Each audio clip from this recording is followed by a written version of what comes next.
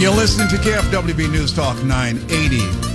You have something special. You have greatness within you. Decide today that you're going to design a life that you feel good about, that you're proud of, because you have the power to do that. You have the power in you to do more than you could ever begin to imagine.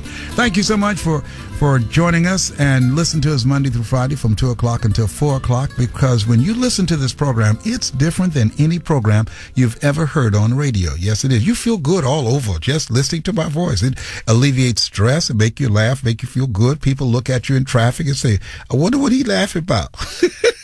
You be laughing to yourself. They think you probably need some help. I don't know. At any rate, we're talking about making choices to begin to live a life that you feel good about. And Janelle, I want to thank you so much for calling. And you cut back on hours to spend more time with your husband. Tell us about that. Well, Les, and by the way, you're one of the best things that ever happened to radio.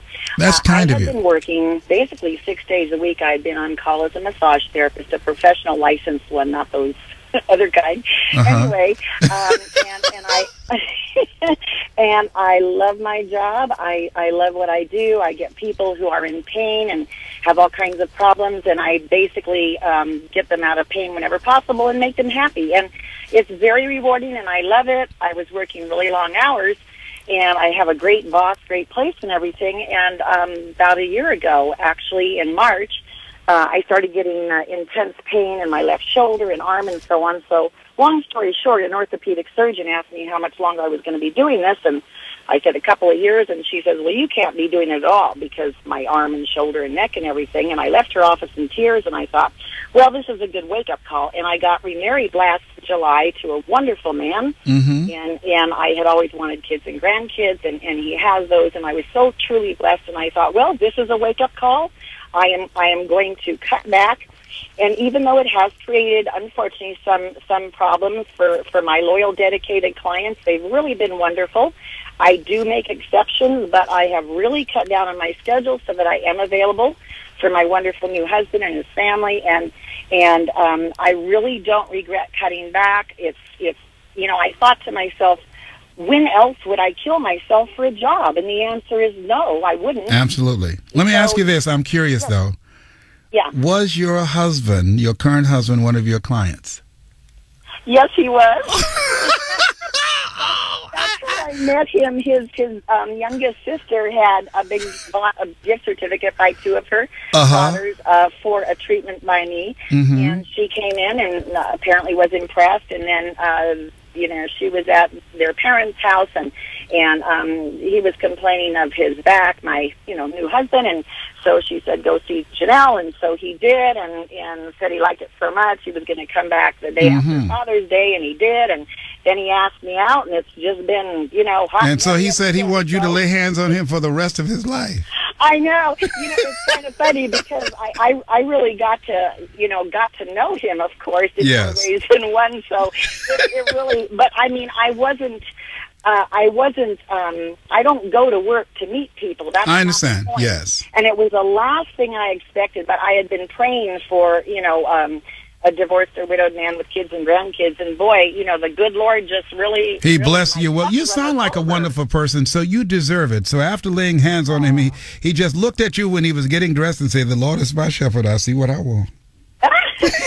Well, I wasn't in the room when he was getting dressed. We don't... Yeah, I know that. I'm saying when he was talking and he came out. But listen, I appreciate you calling and sharing that story. You must be very good.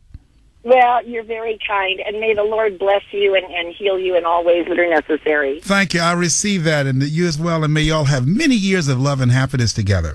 Oh, we're hoping so. His eldest grandson wants him to live to be 100, and he just was 60 last week, so we'll see. Well, that's possible if he makes a commitment, if he believes it and make the choices to be here, he can do that. Thank you so much for listening. Amen. Thank you, Les. Thank you. Thank you for your story. And listen, just think about people that are making choices to enjoy life. Marissa said she was doing a job. She loved the job, but it was stressing her out. She wasn't herself, and she decided to give up the job. She decided to be a wife to her husband and a mother to her children and to find herself, to be a friend to herself. Abraham Lincoln said, in the end, it is not the years in your life that count. It is the life in yours. And you think about Margie, who said, I'm a grandmother. I decided to spend more time with my grandchildren, and she took them on a safari to Africa. And she said, just the joy in their eyes. She said they want to go back again, but they didn't like the long plane ride. She said they want to go back again, but she said they want us to drive us there from Los Angeles to Africa. I said, can we drive this time? We don't want to fly because it's just too low being on the airplane. Only children. I love it. I'm sure she'll figure that out. But I love that quote by Abraham Lincoln. In the end, it is not the years in your life that count. It is the life in your years. Yes, that's powerful. Are you putting life in your years? I hope that you have, because as I listen to the people that are calling, Janelle, who remarried and was a massage therapist and decided, look, I'm not going to die on this job.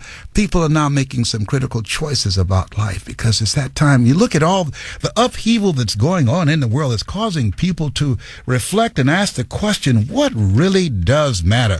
Anthony Robbins said something that I love. He said, most people are more consumed with making a living than they are with designing a life. Let me share this with you.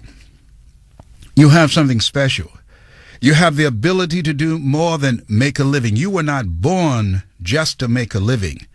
You have the power to design a life that you feel proud of, to do something that resonates with who you are. It is not easy. It requires patience. It requires persistence. It requires asking questions. It requires making a commitment. Don't try and figure it out. Make the commitment and then figure it out, and you will be amazed of what will happen for you. Angels will line up and decide to work in your behalf. My daughter's written a book called Are Your Angels Unemployed? Some people, because they're living a low-risk life, their angels are at the spa getting pedicures and manicures and having their wings feathered, having them cut. But there's some people, angels have to always be on call because they're always putting themselves at risk. Are you one of them? Listen, join us the next hour. We have something else for you. I hope you've enjoyed this. This is Mrs. Mamie Brown's baby boy. God bless the day you were born. You look for me here. This is KFWB News Talk 980.